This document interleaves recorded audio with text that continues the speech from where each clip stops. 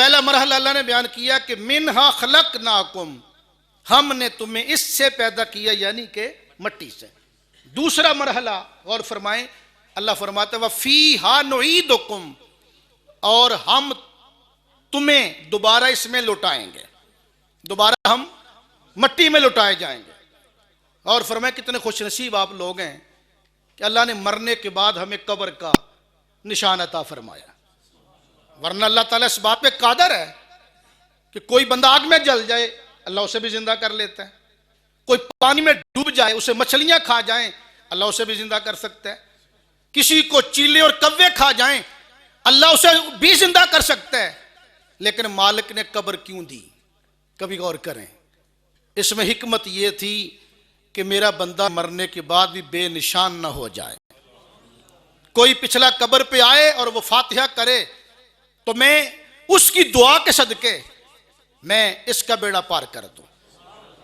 देखें कितने हम खुश नसीब हैं कि आप ईरान की तारीख पढ़े, ईरान की तारीख में आता कि जब उनका कोई बंदा मर जाता, ईरान वालों का ज़माना जहलियत में जो उनके यहाँ रस्म मुरव्वज थी, उनका ख्याल ये था कि मरने वाला है, मरने वाले को ना आग में जलाते कि आग पवित्र है, ना उसे पानी में बहाते कि पानी पाक है, ना उसको मट्टी में दफन करते।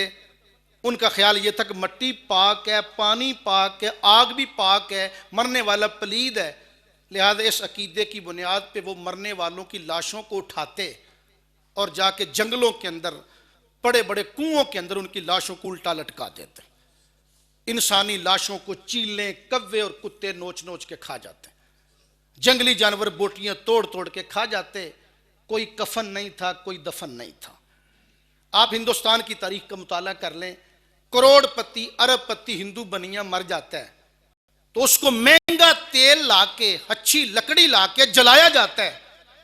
अब यूरोप की तहजीब देख लें, यूरोप के अंदर जिंदगी इतनी बिजी हो चुकी है कि लोगों के पास इतना टाइम नहीं कि लोग जूता पॉलिश करें, लोग नया जूता ले लेते हैं। जैसे कि बिल गेट्स कहता है कि मैं डॉलर नीचे गिर जाए तो मैं वो नहीं उठाता, जितने टाइम में मैंने नोट उठाना है डॉलर, मैं उससे ज्यादा कमा सकता हूं। जिंदगी इतनी बिजी है कि मां मर गई, कफन का टाइम नहीं, दफन का टाइम नहीं। क्या करते हैं, जदीद मशीन आ चुकी है, मुर्दे को मशीन में दाखिल करते हैं, मशीन मुर्दे को जलाकर राख में तब्दील करके एक पैकेट में बंद करके बाहर निकाल देती है। इधर से बंदा दाखिल किया, उधर से पैकेट बाहर निकल आया। यह है मरने के बाद इंसान की कदर।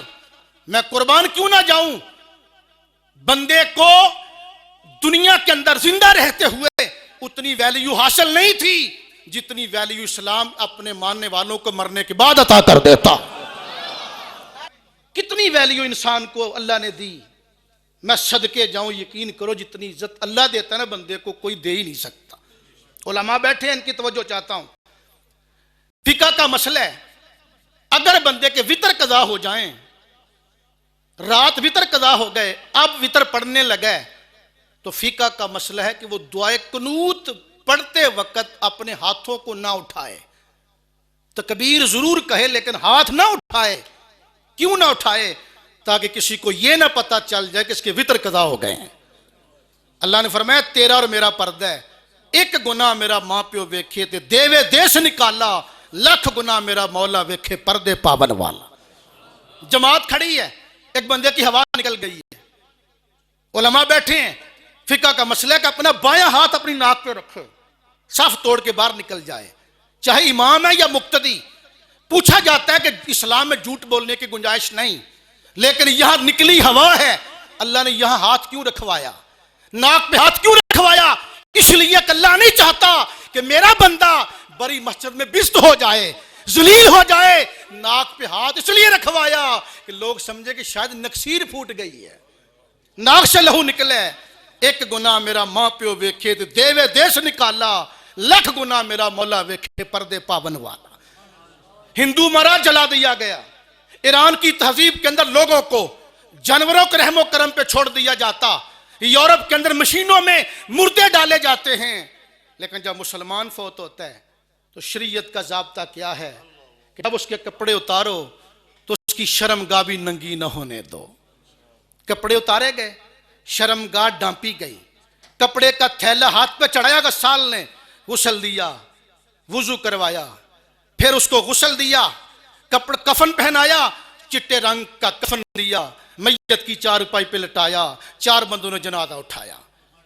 मसनून तरीका यह है कि अपना बायां कंधा चारपाई के नीचे रखो, सराहने के नीचे, 10 कदम चलो, फिर 35 की जानब आओ, कंधा बायां रखो, 10 कदम चलो, फिर चारपाई की बाईं तरफ आओ, कंधा दायां रखो सराहने के नीचे, फिर 10 कदम चलो, फिर 35 की तरफ आओ, कंधा दायां रखो, 10 कदम चलो।